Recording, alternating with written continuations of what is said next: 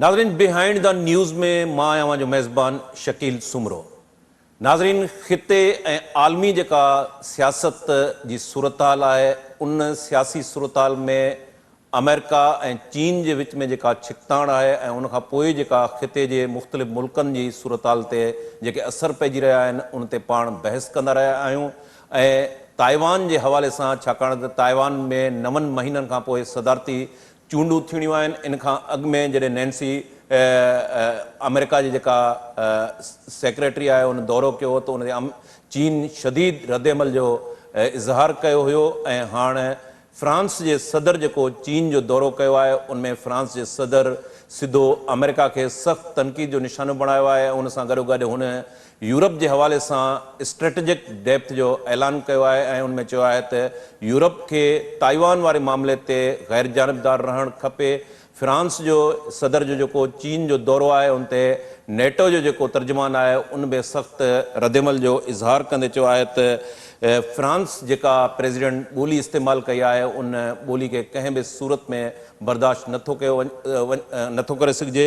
रूस यूक्रेन जेको तकरार आहे ऐं उन खां बाद में ताइवान जो जेको इशू आहे, उन जा पूरे ख़िते ते असर पइजी रहिया आहिनि। ऐं उन हवाले सां पेंटागोन लीक्स जेके ज़ाहिर थियूं आहिनि, उन पेंटागोन लीक्स में इहो साम्हूं आयो आहे त मग़रिब जूं जेके क़ुवतूं आहिनि, जंहिंमें बरतानवी फोर्सिस जो सरफ़हरिस्त नालो आहे, उहो ज़मीन ते यूक्रेन जी जेका आहे उहो सपोर्ट करे रहियूं आहिनि। ऐं इन हवाले सां काफ़ी जेके कॉन्फिडेंशियल सीक्रेट दस्तावेज़ आहिनि, उहे आहिस्ते आहिस्ते पेंटागोन लीक्स जे नाले सां उहे ज़ाहिर थी रहिया आहिनि। अॼोके प्रोग्राम में पाण स्पेशली फ्रांस जे सदर जो जेको चीन जो दौरो आहे ऐं उन ते जेको नेटो जो रद्दमल आहे, या हिन पूरे ख़िते में ख़ासि तौर ते अमेरिका ऐं चीन जे हवाले सां छिकताण जेका आहे, उन में ईंदड़ फ्यूचर में कहिड़ियूं तब्दीलियूं अची रहियूं आहिनि। छाकाणि त हिन वक़्त ताईं जेके डेवलपमेंट्स आहिनि, उन डेवलपमेंट्स में वॾी डेवलपमेंट्स फ्रांस जे सदर पारां अमेरिका खे तनक़ीद जो निशानो बणाइणु ऐं यूरोप जे मुल्कनि खे इहो चवणु त उन्हनि खे गैर जानिबदार रहणु खपे ऐं ताइवान इशूज़ ते उन्हनि खे कंहिं बि क़िस्म जो जेको आहे अमेरिका प्रो अमेरिकन रिएक्शन ज़ाहिर न करणु खपे। अॼोके प्रोग्राम में पाण हिन ते ॻाल्हाईंदासीं। पाण खे जॉइन कयो आहे प्रोग्राम में सीनियर तजिया निगार बदर समेजो साहब। बदर साहब, फ्रांस जे सदर जेको चीन जो दौरो कयो आहे, उन खां बाद में जेका स्टेटमेंट जारी कई वई, उनमें न रुगो अमेरिका खे तनक़ीद जो निशानो बणायो वियो आहे, पर यूरोप खे बि इहो चयो वियो आहे त ताइवान जे इशू ते ख़ासि तौर ते यूरोप जा जेके मुल्क आहिनि, उहे पाण खे गैर जानिबदार रखनि। हीउ मामिलो ताइवान जो 9 महीननि खां पोइ त सदारती चूंड बि थियणी आहे। यूक्रेन रूस जो तकरार जेको आहे, उहो बि इन मामले सां इंटरलिंक आहे। कीअं ॾिसो था हिन वॾी डेवलपमेंट्स खे? महिरबानी शकील साईं, मौक़ो ॾियण जे लाइ त मां इन मामलनि ते ॻाल्हाए सघां। ताइवान जो जेसि ताईं इशू आहे, ताइवान हिकिड़ो अहिड़ो मौज़ू रहियो आहे जंहिं ते जी राय, यानी जेके ॿ धुरियूं आहिनि, अमेरिका ऐं चाइना, उन्हनि जी त राय त यकीनन पंहिंजे पंहिंजे तरफ़ खां आहे, पर ॿियनि मुल्कनि जी राय जी बि तमामु वॾी अहमियत रही आहे चाइना ऐं ताइवान जे इशू में। ऐं फ्रांस जो जेकॾहिं स्पेशली तव्हां ज़िक्र कंदो त इन जी बि हिकिड़ी डिघी तारीख़ आहे। फ्रांस उहो मुल्क आहे जंहिं तमामु देरि सां वञी चाइना खे क़बूल कियो, यानी 1964 में मां ई सम्झां थो, जॾहिं डीगाल सरबराह हो फ्रांस जो, पहिरियों वञी फ्रांस जेको आहे चाइना खे क़बूल कयो। इन खां पहिरियों फ्रांस जेको चाइना सां डील कंदो, उहो ताइवान में वेठल जेकी क़यादत हुई उन सां डील कंदो, ऐं 64 में उन वञी क़बूल कया। पर 64 में जेतोणीकि ईअं क़बूल कयईं, उन खां बाद में तमामु जल्द वरी हुननि जा जेके आहिनि उहे हालात वरी हिकु दफ़ो ॿीहर बिगड़िया हुया। पर जेकॾहिं मां इहो चवां त हिकिड़ी साइनो फ्रेंच वार बि, इंडो चाइना जेको मशहूरु तव्हां अख़र ॿुधो आहे, इंडो चाइना, उन इलाइक़े ते बि चाइना ऐं हुनजी इहो 1884-85 में इहा जंग लॻी चुकी आहे, जंहिंमें फ्रांस जी फतह थी हुई। यकीनन चाइना त हुते जी पोज़ीशन में न हो जेका जंग खटे सघे। सो चाइना जो फ्रांस जो तमामु वॾो इन इलाइक़नि ते असरु आहे, जंहिंमें इंडो चाइना जो नालो असीं खणी सघूं था। उन खां पोइ चाइना जेको आहे 1990 जे ज़माने में आर्म्स मुहैया कया हुया ताइवान खे, जंहिं ते एतिराज़ कयो हुयो चाइना। ऐं पोइ 1994 में हुननि चयो त भई असां उन पंहिंजियुनि कंपनियुनि खे झलियो त का बि कंपनी जेकी प्राइवेट कंपनी आहे उहा ताइवान खे हथियार नथी ॾेई सघे। सो अॼु जे दौर में जॾहिं मैक्रोन वञे थो चाइना ऐं इन तरह जो बयान ॾिए थो त इन जी हिकिड़ी तमामु वॾी माना आहे। इहो फ़क़ति इहो बयानु न आहे त असांखे अमेरिका जे मामलनि में हर दफ़े ड्रैग न करणु खपे।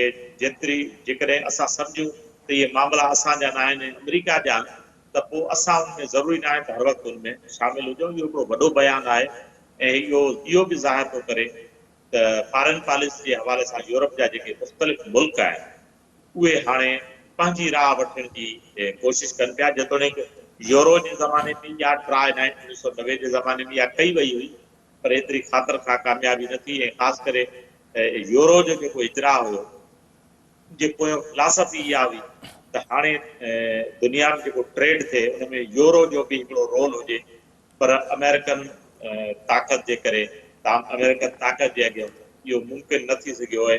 अॼु सूदो दुनिया में जेको ट्रेड थिए पियो उहो डॉलर सां थिए पियो। मुंहिंजे ख़्याल में हीअ हिकिड़ी शुरूआति आहे। मैक्रोन नदी बीठल नदीअ में हिकिड़ो पथर सटियो आहे जा यकीननि जेके रिपल्स पैदा थींदा ऐं जा इफेक्ट असांखे ईंदड़ वक़्त में नज़र अची सघनि था। जी शकील। बदर साहब, पाण जीअं तव्हां ताइवान जी ॻाल्हि कई, ताइवान जे अंदरि 9 महीननि खां पोइ सदारती चूंडूं थियण वञी रहियूं आहिनि ऐं उते हिकिड़ी अजीब सूरताल आहे जेका अॼु जी मुख़ालिफ़ धुर जी जमायत आहे जंहिंखे चीन सपोर्ट करे रहियो आहे, कोमनतांग पार्टी KMT। असां ॾिसूं था त 49 जे अंदरि चीनी कम्युनिस्ट पार्टी जो उन सां टकराव थियो ऐं पोइ उहा उतां निकिरी उन्हनि खे फ़रार थियणो पियो ऐं ताइवान जे अंदरि अची उन्हनि खेमा खोड़िया। अॼु जी सूरताल जेका आहे यकसर तब्दील आहे ऐं उहो चीनी कम्युनिस्ट पार्टी जेका हरीफ़ पार्टी KMT जी सपोर्ट करे रही आहे ऐं उनखां सवाइ जेका चीन मुख़ालिफ़ जमायत आहे डेमोक्रेटिक प्रोग्रेसिव पार्टी जेका आज़ादी पसंद उतां जी जमायत आहे ताइवान जी, उनखे वरी अमेरिका जेको आहे अंदरूनी तौर ते सपोर्ट करे रहियो आहे ऐं हिन वक़्तु मुक़ाबले जी सूरताल आहे। कुझु वक़्तु असां पहिरियों ॾिठो त ताइवान सां लॻोलॻ चीन फ़ौजी मशक़ूं बि शुरू कयूं ऐं हाणे उन फ़ौजी मशक़ुनि में सदारती चूंडुनि जे कारण कुझु नरमी कई वई आहे। हिन सदारती चूंडुनि खे अव्हां कीअं ॾिसो था? जॾहिं 9 महीननि खां पोइ रिज़ल्ट ईंदो त ज़ाहिर आहे त उनजा बि पूरे हिन सॼी ख़िते जी सूरताल ते असर पवंदा। सही। जेके मुंहिंजे ख़्याल में ताइवान में कम्युनिस्ट पार्टी आहे उहा त डिज़ॉल्व थी चुकी आहे, शायदि हाणे ई डिज़ॉल्व थी आहे 2020 में मुंहिंजे ख़्याल में। तो हींअर इहे डेमोक्रेटिक ऐं KMT जेके थोरो चाइनीज़ टाइप नालो आहे तंहिंजे करे असांखे चवण थो थो लॻे KMT ठीकु आहे। उहा जेकी आहे असल में चाइना ऐं ताइवान जो इशू जेको आहे न साईं बुनियादी इशू हिकिड़ो आहे, हिकु वन पॉइंट एजेंडा आहे। उहा इहा आहे त चाइना शुरू खां वठी वन चाइना पॉलिसी जी ॻाल्हि कंदो रहियो आहे। बक़ाया दुनिया जंहिंजी अमेरिका लीड पई करे जन खे स्पेशली मग़रबी मुल्क ऐं अमेरिका उहे 2 चाइना पॉलिसी जी ॻाल्हि कंदा रहिया। भई ताइवान हिकिड़ो अलॻि मुल्क आहे। चाइना हमेशह इहो चयो आहे त ताइवान चाइना जो हिसो आहे, हिकिड़ो अहिड़ो ख़ितो आहे जेको चाइना जो हिसो आहे ऐं वक़्त सां उनखे ॿीहर चाइना में ज़म थी वञिणो आहे। सो उन हवाले सां ॻाल्हि पिया था कनि ऐं KMT यकीनन इहा ख़बर आहे जेकॾहिं चाइना जी हुकूमत उनखे सपोर्ट थी करे। मुंहिंजे ख़्याल में थी सघे थो अपोज़िशन जा माण्हू कंदा हुजनि, छाकाणि जो हुकूमत KMT जी पॉलिसी आहे त उहे वन चाइना पॉलिसी जे या मुख़ालिफ़ आहिनि। तो तंहिंजे करे उन में इन तरह जो मामलो आहे। मुंहिंजे ख़्याल में चाइनीज़ जूं इलेक्शन्स जेके आहिनि उहे ताइवानी जेके इलेक्शन्स आहिनि उहे ताइवान जे माण्हुनि लाइ यकीनन अहम हुजनि। बाक़ी जेकॾहिं इंटरनेशनल मामलनि में ॾिसिजे त उहा सही सिधी हिकिड़ी पॉलिसी आहे त चाइना चाहे थो त ताइवान चाइना जो हिसो थी वञे ऐं जेके उन जा मुख़ालिफ़ उहे चवनि था त ताइवान हिकिड़ो आज़ादु मुल्क आहे। बदर साहब, हीअ जेका फ्रांस जे प्रेसिडेंट ज़ाहिर आहे त फ्रांस नेटो जो मेंबर मुल्क आहे ऐं फ्रांस जो प्रेसिडेंट जॾहिं अमेरिका खे अखि ॾेखारे थो, यूरोप जे ॿियनि मुल्कनि खे सलाह ॾिए थो त उहा अमेरिकी जेका कंस्पायरेसी आहे उनखां ॿाहिरि निकिरी अचनि त उनखां बाद में हिकु वॾी डेवलपमेंट असां इहा ॾिसूं था त ब्रिक्स जा जेके मुल्क आहिनि, ब्रिक्स जा मुल्क उहे डॉलर जे लाइ हिकिड़े डॉलर जी जेका हिकहटी आहे, मोनोपोली आहे, उनखे उहे चैलेंज कनि था। जॾहिं अहिड़ी सूरताल ॾिसूं था असां SCO में सऊदी अरब मेंबर थियण वञे थो। गुज़िरियल साल ईरान जेको आहे SCO जो मेंबर थियो, त उहो असां ॾिसूं था त इंटरनल जेका उन्हनि मुल्कनि जी पॉलिटिक्स आहे पोइ उते इंतिशार जी सूरत में अनरेस्ट, पॉलिटिकल अनरेस्ट पैदा थिए थो। जीअं पाण फ्रांस में ॾिसूं था त पेंशन में जेका इस्लाहात वारे इशू ते हिन वक़्तु हज़ारे माण्हू जेके आहिनि रोडनि ते आहिनि। इसराइल जे अंदरि असां ॾिसूं था त उतां जे जेको प्रेसिडेंट आहे उनजे ख़िलाफ़ मुज़ाहिरा पिया थियनि। साॻी सूरत हाल असां ॿियनि मुख़्तलिफ़ मुल्कनि जे अंदरि बि ॾिसूं था पिया। त अहिड़ी सूरत हाल में तव्हां सम्झो था त वाकई अमेरिका जे लाइ जेको आहे हिन वक़्तु उहो पावर शिफ्ट वेस्ट खां ईस्ट तरफ़ थी रहियो आहे, उनजो को रिएक्शन अची रहियो आहे। कीअं ॾिसो था अमेरिका ईंदड़ जेको यूनिपोलर हिकिड़ी वॾी पावर आहे उहो तव्हां सम्झो था त उहो power west to east shift थियण वञे पियो?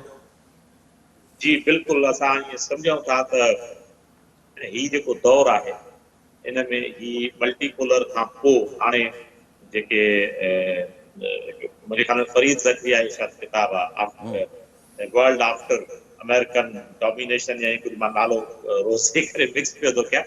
सो असल में ही जेको दौर आहे साईं, ही दौर जेकॾहिं चाइना जी तव्हां पॉलिसी ॾिसो, चाइना कॾहिं बि वार ते बिलीव कंदड़ मुल्क न रहियो आहे। तारीख़ी तौर ते सदियुनि खां वठी चाइना जी जेकी ग्रेट वॉल आहे उहा इन शइ जी निशानी आहे त चाइना अटैक नथो करणु चाहे, पर चाइना चाहे थो त को ॿियो बि असां ते हमलावर न थी सघे, जे करे पंहिंजो डिफेंस कयूं। कन्फ्यूशियस खे हू मञनि था, जंहिंजो हिकिड़ो मशहूरु जुमिलो आहे त फ़ौज फ़क़ति इन जे लाइ आहे त इंटरनल मामलनि में ज़ाब्तो आणे ऐं ॿियो को ॿाहिरों को अटैक करे त उनजो डिफेंस करे। फ़ौज इन जे लाइ क़तर न आहे त कंहिं ॿिए मुल्क ते हमला आवर। इहा चाइना जी सदियुनि खां पॉलिसी रही आहे। अॼु बि जेकॾहिं चाइना दुनिया में अॻिते वधे पियो त ट्रेड जे ज़रिए वधे पियो। असां सीपेक जी ॻाल्हि कयूं पिया, इन हवाले सां अॻिते वधे पियो त कहिड़े नमूने दुनिया में उहे पंहिंजे ट्रेड खे हथी वठाए सघनि था। कॾहिं बि चाइना कंहिं बि मुल्क में कंहिं हिकु रिजीम चेंज करण जी ॻाल्हि न कई आहे। कॾहिं चाइना कनि मुल्कनि ते वञी डायरेक्ट मुख़्तलिफ़ सबब ठाहे करे हमले करण जी कोशिशि न कई आहे, जेको US जो तरीक़ेकार रहियो आहे। ऐं मां ई सम्झां थो त वक़्तु साबित थो करे त चाइना जी इहा जेकी थधी ऐं ख़ामोश पॉलिसी आहे, इन पॉलिसी हाणे पंहिंजा असर ॾेखारणु शुरू कया आहिनि। बाक़ी जेसि ताईं ब्रिक्स ऐं SCO जी तव्हां ॻाल्हि था कयो साईं, त OPEC बि उन में शामिल करे छॾियो।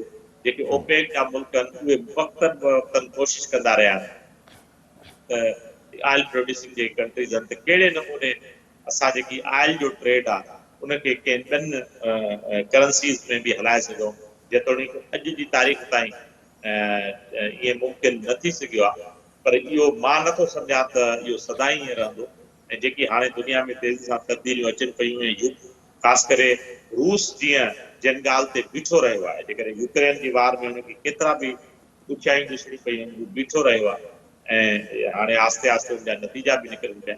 मां ईअं सम्झां थो त वक़्तु टाइम ज़रूरु लॻंदो, पर मां ईअं सम्झां थो त अमेरिका जी जेकी पोज़ीशन आहे उहा फ्यूचर में ओतिरी डोमिनेंट न रहंदी जेतिरी हेल ताईं रही।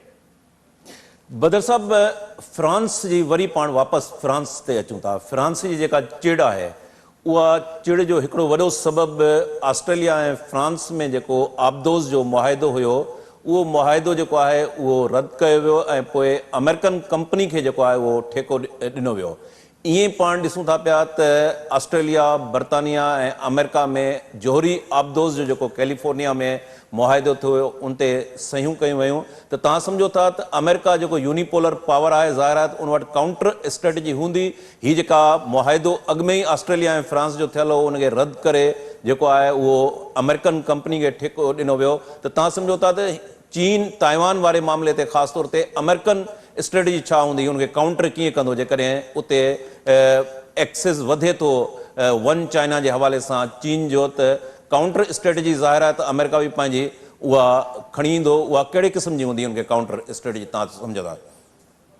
जेसिताईं ऑस्ट्रेलिया जो तालुकात, हिकिड़ी ॻाल्हि असांखे सम्झी छॾणु खपे त ऑस्ट्रेलिया हिकिड़ो तमामु वॾो मुल्क आहे ऐं उनमें तमामु घणो हुनखे जेको आहे उहो कोस्ट लाइन बि तमामु ॾिघी आहे।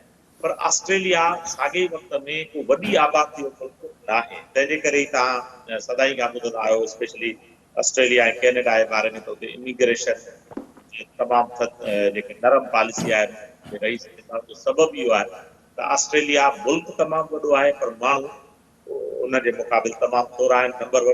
नंबर 2 ऑस्ट्रेलिया में कुझु मख़सूस इलाइक़ा आहिनि जिथे आबादियूं आहिनि। तमामु वॾो हिकिड़ो एरिया अहिड़ो आहे जेको बैरन आहे, स्किल बैरन आहे, ऐं इन कोस्ट लाइन जे करे ऑस्ट्रेलिया खे हमेशह वॾी फ़ौज जी ज़रूरत पवंदी रही आहे, ऐं ऑस्ट्रेलिया वटि एतिरी वॾी फ़ौज आहे कोन, नेवी एतिरी वॾी आहे कोन। तंहिंजे करे उनजे कोस्ट जी जेकी हिफ़ाज़त आहे उहा अमेरिकन नेवी कंदी रही आहे, अमेरिकन मेरीन कंदी रही आहे।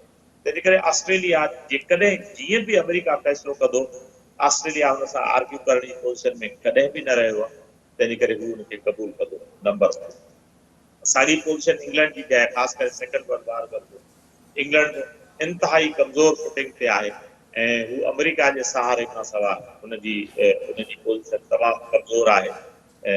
शायदि जेको हिटलर हुनखे नुक़सान ॾेई वियो, उहो नुक़सान जा असर अञा ताईं काइम। बाक़ी ताइवान जो जेसिताईं मामिलो आहे साईं, मां ईअं सम्झां थो त यकीनन जेकॾहिं काउंटर स्ट्रेटजी हूंदी त वियतनाम में बि अमेरिका कई हूंदी जॾहिं हुन फ्रांस जी छजल जंग ॿीहर वरिती, नॉर्थ ऐं साउथ जे विच में जॾहिं जंग थी, ऐं पोइ ऑस्ट्रेलिया अमेरिका खे छा ॾिसणो पियो उहो तारीख़ जे सभिनि जे साम्हूं आहे। मां ईअं सम्झां थो त ताइवान जे मामले में अमेरिका को घणी मज़बूत फुटिंग ते फ्यूचर में नज़र नथो अचे। बदर साहब जी तव्हां ॻाल्हि कई इंग्लैंड जी, त इंग्लैंड हिन वक़्तु जेको आहे उहो कमज़ोर पोज़ीशन में आहे, ज़ाहिर आहे त उहो अमेरिका जे सहारे ते आहे। हींअर जेके पेंटागोन लीक्स थियूं आहिनि उनमें जेके इंकशाफ थिया आहिनि, मुख़्तलिफ़ दस्तावेज़ आहिस्ते आहिस्ते मरहलेवार ज़ाहिर थी रहिया आहिनि। उनमें उन्हनि दस्तावेज़ में बरतानवी जेका फोर्सिस आहे, हू चयो वियो आहे त मग़रिबी जेके फोर्सिस आहिनि ज़मीन ते उहे यूक्रेन जी सपोर्ट करे रहियूं आहिनि। मुख़्तलिफ़ जेके नेटो जा मुल्क आहिनि उहे अलॻि अलॻि तौर ते उन्हनि खे जेको आहे वेपन जी सप्लाई बि कनि था पिया, टेक्नोलॉजिकल वाइज़, ऐं उन हवाले सां माली हर क़िस्म जी इमदाद कनि था पिया। त बरतानवी फोर्सिस जो उनमें वॾो अंग जेको आहे नज़र अचे थो। हीउ जेको पेंटागोन लीक्स आहे, हिन खां पहिरें चाइना जो हिकिड़ो बैलोन जो मामिलो बि साम्हूं आयो, जंहिं ते अमेरिका रिएक्शन कयो। त तव्हां सम्झो था त अमेरिका हेॾो सारो मुल्क सिक्योरिटी जे हवाले सां, उतां जेकॾहिं का शइ लीक्स थिए थी त अमेरिका जो तव्हां उन ते फेल्यूर सम्झो था, छा था सम्झो इन हवाले सां? मुख़्तलिफ़ हिते पाण वटि त लीक्स थियनि थियूं पियूं, पर जॾहिं पेंटागोन मां का शइ लीक्स थिए थी त उहा वॾो उनजी इंपॉर्टेंट पोज़ीशन हुजे थी। इन में हिकिड़ो पॉइंट इहो बि शकील साईं ज़रूरु ज़हन में रखणु खपे त रशिया जी जेकी हैकिंग पावर आहे उहो केॾो सघारो आहे। जो हिननि पोएं दफ़े जॾहिं ट्रम्प जी इलेक्शन थी तॾहिं प्यूटन ते इहो इल्ज़ाम हयो हो त हिन जेका रिज़ल्ट खे हैक कयो आहे ऐं ट्रम्प खे खटाइण में मददगार थियो आहे। जेतोणीकि उहो साबित त कोन थियो आहे, पर इहे इल्ज़ाम तव्हांखे यकीनन यादि हूंदा त तमामु गहरा इल्ज़ाम हया विया। बिल्कुलु। हाणे जॾहिं पेंटागोन जी लीक्स थियनि थियूं त इन में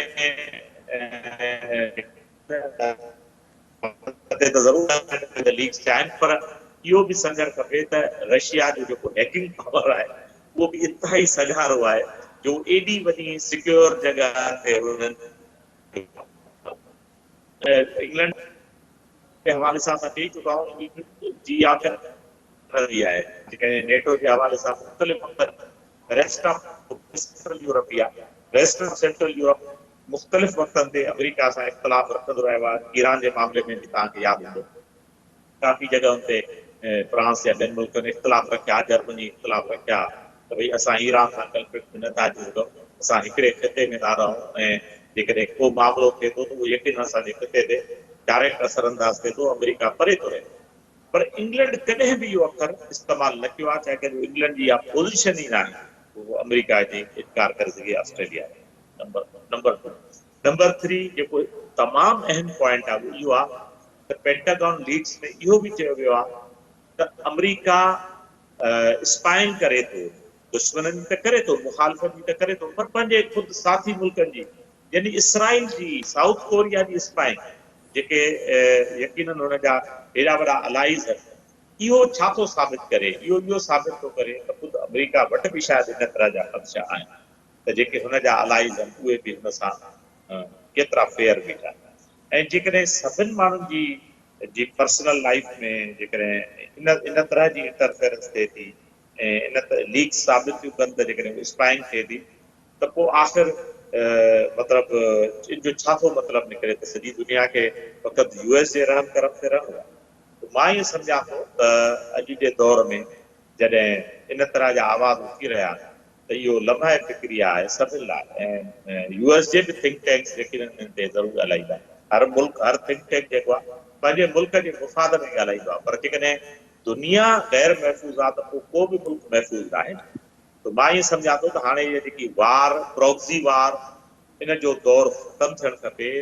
कोल्ड वार खे ख़तमु थिए बि वक़्तु थियो, अमेरिका अञा बि कोल्ड वार जे शहर मां ॿाहिरि न निकिती आहे। मां ईअं सम्झां थो दिस इज़ हाई टाइम त सभु मुल्क जेके आहिनि independently for the good of their own nation कमु कर ऐं उन में ॿियनि मुल्कनि खे इन हवाले सां सहकार करणु खपे त जेकॾहिं हिते इहो पुरअमन रहंदो त असीं सभु बि पुरअमन रहंदासीं।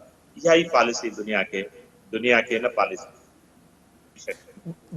बदर साहब, आलमी जेके पावर्स आहिनि उनमें जेका असां ॾिसूं था कन्फ्रंट्रेशन उहा तेज़ी सां छिकताण वधी रही आहे। पाण जेकॾहिं उन जा असर पाकिस्तान जी पॉलिटिक्स ते, जियो पॉलिटिकल सूरताल ते, पाकिस्तान जी जेका मैशियत आहे, हिते आइनी ऐं सियासी बहरान आहे, उन ते कहिड़ो असर पइजी रहियो आहे, इंटरनल जेके पाकिस्तान जा क्राइसिस आहिनि ऐं पाकिस्तान जी फॉरेन पॉलिसी जे हवाले सां मुख़्तलिफ़ इशूज़ आहिनि, असांजा जेके नाइबर कंट्रीज़ आहिनि अफ़गानिस्तान, ईरान, हिंदुस्तान, उन्हनि सां कुझु मामला आहिनि, बैंड ऑर्गेनाइज़ेशन TTP जो हिते इशू आहे। त तव्हां सम्झो था त ईंदड़ वक़्त में जेके पाकिस्तान जा फॉरेन पॉलिसी जे हवाले सां नाइबर कंट्रीज़ हिंदुस्तान, ईरान ऐं अफ़गानिस्तान उते के इशू आहिनि त उहे सम्झो था ईंदड़ वक़्त में उहे रिज़ॉल्व थी सघनि था?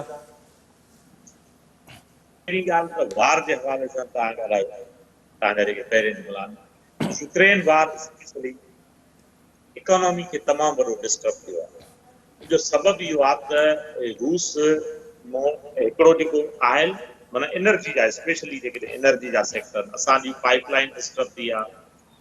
यूरोप खे जेके एनर्जी जा क्राइसिस आहिनि उहे आहिनि छाजे करे जो यूक्रेन मां गुज़रंदो आहे उहो पाइपलाइन जेको यूरोप खे एनर्जी जा जेके ज़राया फ़राहम करे थो। इन खिते में वार पूरी दुनिया में इकोनॉमी खे तमामु वॾो डिस्टर्ब थियो आहे, ख़ासि करे इकोनॉमिक ग्रोथ खे तमामु घणो स्लो थियो आहे। इन ॻाल्हि खे यूक्रेन वार जो ई सबबु आहे त उहा अदरवाइज़ बि कोरोना जे करे बि ख़ुदि असां 2 साल दुनिया जी इकोनॉमी तमामु घणी स्लो थी वई, पर उन खां जीअं कोरोना जो दौर ख़तमु थो थिए तीअं यूक्रेन वार शुरू थिए थी त इकोनॉमी खे ॿीहर ॼण पंहिंजे पेरनि ते बीहण जो मौक़ो ई नथो मिले।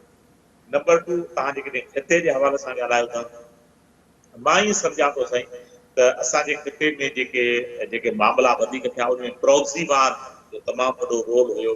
तव्हांखे उहे जीअं यादि हूंदा जॾहिं ज़ियाउलत जो ज़मानो हो त हिते असां वटि ईरान, सऊदी, इराक गॾियल ऐं ईरान इन्हनि पाकिस्तान में तमामु डिघी हिकिड़ी प्रॉक्सी वार हुई जंहिंमें असां वटि फिरके वारियत जा मसइला मथे अचनि था। हिकिड़ो तमामु सुठो सेक्टेरियनिज़म ऑक्सफोर्ड वारनि जो छपायल किताबु आहे, फ्रंटियर पोस्ट जो एडिटर हो इकबाल, मुंहिंजे ख़्याल में मां नालो सही खणंदो हुउमि, उनजो आहे सेक्टेरियनिज़म किताबु आहे, पूरो उन सॼो उन हिस्ट्री ते लिखियो आहे त असां वटि कीअं सेक्टेरियनिज़म खे आवाज़ ॾिनी वई, जंहिंजो TTP जे हवाले सां बि तव्हां ज़िक्र कयो।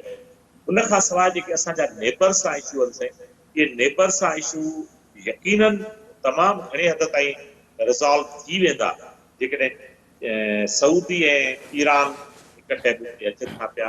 जेकॾहिं सऊदी ऐं ईरान छाजे करे जो असां वटि ख़ासि करे फिरके वारियत इन्हनि ॿिन्हिनि मुल्कनि जी सपोर्ट सां ई हिते तमामु घणी मथे ईंदी आहे ऐं मथां वरी हथु अमेरिका बहादुर जो बि हूंदो आहे। त मां ईअं सम्झां थो त जेकॾहिं लोकल लेवल ते इहे ॿई मुल्क हिक टेबल ते अचनि था त तमामु घणे हद ताईं असां वटि जेके मामला आहिनि उहे इंटरनली मामला ढरा थींदा। बाक़ी जेसिताईं फॉरेन पॉलिसी जो तालुक आहे, हिन वक़्तु पाकिस्तान जो वॾे में वॾो मसइलो ऐं इकोनॉमी जो आहे। इकोनॉमिक हार्डशिप जे करे पाकिस्तान खे तव्हां अक्सर ॿुधो हूंदो फ्रेंडली जेके असांजा कंट्रीज़ आहिनि असांखे उनजी हेल्प जी ज़रूरत आहे।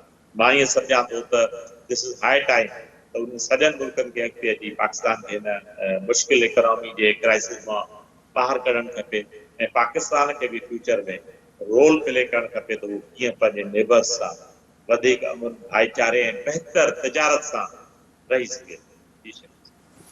बदर साहब, लास्ट क्वेश्चन, पाकिस्तान जी जेका इंटरनल पॉलिटिकल सूरताल आहे ऐं उन इंटरनल पॉलिटिकल सूरताल में मुखालिफ़ धुर जी सभ खां वॾी जमायत PTI जो सरबराह मुख़्तलिफ़ वक़्तनि ते जेके पंहिंजा नैरेटिव आहिनि उहो तब्दील कंदो रहियो आहे। अमेरिकन साइफर खां पोइ हुन यूटर्न वरितो ऐं उन खां बाद में हाणे ॿीहर उन जो चवणु आहे त उनमें मुख़्तलिफ़ जेके माण्हू आहिनि जंहिंमें उन हुसैन हक़ानी जो नालो बि वरितो आहे ऐं हिते जेके कुझु पॉलिटिकल फिगर्स आहिनि उनजो बि नालो खणी रहियो आहे। त ईंदड़ फ्यूचर में PTI जे हवाले सां अवां कीअं था ॾिसो PTI जो जेको पॉपुलरिटी जो ग्राफ आहे उहो ईंदड़ इलेक्शन ताईं जेकॾहिं पंजाब में 14 मई ते चूंडूं थियनि थियूं जंहिंजा इम्कान तमामु घटि आहिनि या जेकॾहिं इलेक्शनूं अक्टूबर नवंबर में कहिड़ी बि तारीख़ ते थियनि थियूं त तव्हां सम्झो था PTI जो पॉपुलरिटी वारो ग्राफ उहो साॻियो ई रहंदो या तव्हां उनखे जेको आहे उहो डिक्लाइन जी तरफ़ ॾिसो था?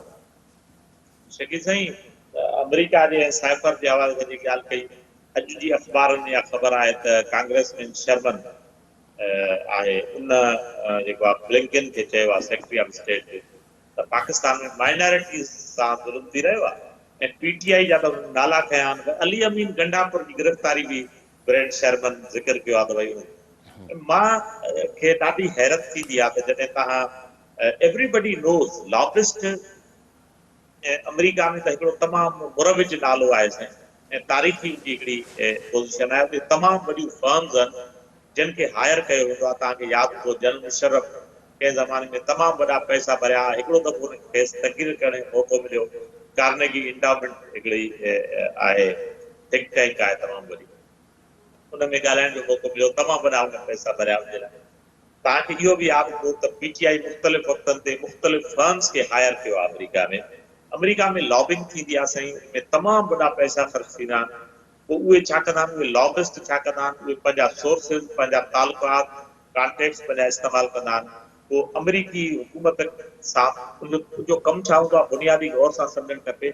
अमेरिकी हुकूमत सां तव्हांजा तालुकात बहितर कंदा आहिनि, इन जे लाइ उहे पैसा वठंदा आहिनि त भई असां ट्रैकड़ी कंदासीं, उन्हनि खे तव्हांजो कन्विंस करण जी कोशिशि कंदासीं त बाबा हे जेकी फलाणी तंज़ीम आहे, हे जेकी फलाणी पार्टी आहे, इहा बहितर आहे अमेरिका जे लाइ। हाणे जॾहिं तव्हां चओ त भई अमेरिकी साज़िश करे असांखे हुकूमत लाहे थो, त पोइ अमेरिका में लॉबिंग करे वरी उतां जी हुकूमत खे ॿुधायो था त भई असां बहितर आहियूं। जेकॾहिं अमेरिका खे वाक़ई का हुननि खे पाण सोतिरो इहा ॻाल्हि हुजे त भला पाकिस्तान में सिर्फ़ु शहबाज़ गिल ऐं अली अमीन गंडापुर बथा, पाकिस्तान में ॿियो भला अहिड़ो कोई बि कमु न आहे जेको हुनखे हुनजी अख खे थुकियो हुजे।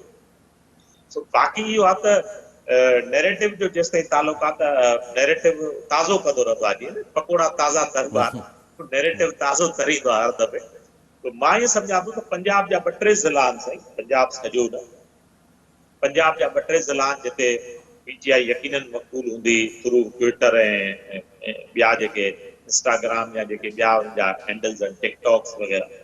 ऐं जेकॾहिं अक्टूबर ताईं बि इलेक्शन थिए थी, मई में त इलेक्शन थींदे नज़र नथी अचे, तव्हां बि चयो, असां बि ईअं सम्झूं था कि अक्टूबर में बि जेकॾहिं वाक़ई इलेक्शन थिए थी त मां नथो PTI जो घणो वक़्तु ताईं ज़िंदा रहे थो। PTI जो कल्ह जी भेट में अॼु कमज़ोर आहे ऐं इहो न ॾिसो त ट्विटर डेली हुनखे ट्रेंड थो कराए। ट्विटर खे ट्रेंड करण में बि ईअं ई जीअं लॉबिंग में पैसा ख़र्च थियल आहिनि, ट्विटर खे बि बिल्कुलु ट्विटर ते बि ज़ाहिर आहे त एतिरो ई पैसो ख़र्च थिए थो। हिते प्रोग्राम जो वक़्तु नाज़रीन पुॼाणी ते पहुतो।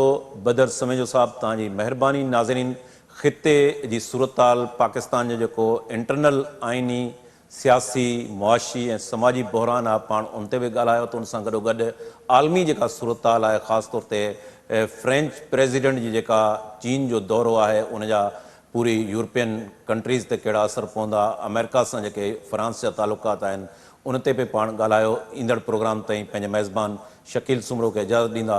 अल्लाह वाहे।